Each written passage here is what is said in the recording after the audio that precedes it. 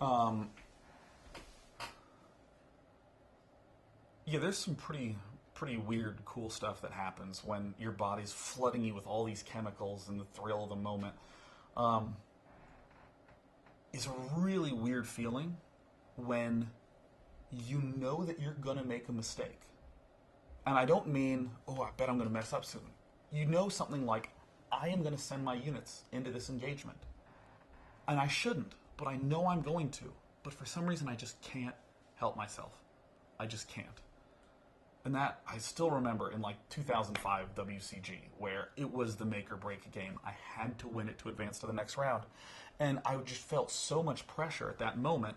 And I just thought, I need I need to just not make this attack, but I'm going to, and I just don't know why. And it's like my hands and my body just did it, and I felt helpless at that moment because I just felt like this train had already been started. There was no way to stop it.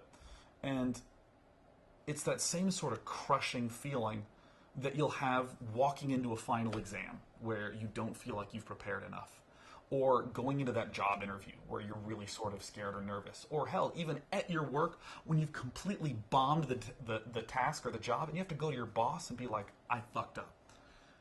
That terrible, gross feeling, you start to experience it more and more and more and more.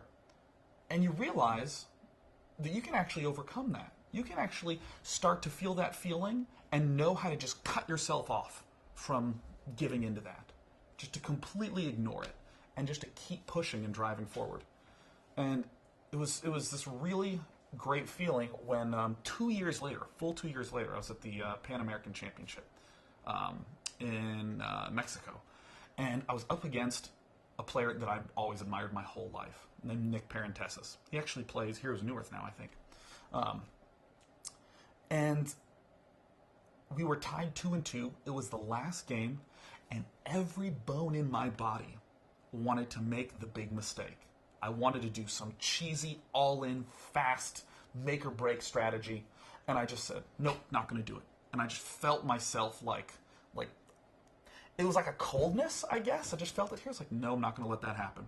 And then the game played out normally. He did a really aggressive strategy, and every bone in my body wanted to panic and freak out. But I remember going, no, I know how to handle this. I know exactly what I'm supposed to do. And then he did the attack. I held it off the way that I'd practiced it 1,000 times.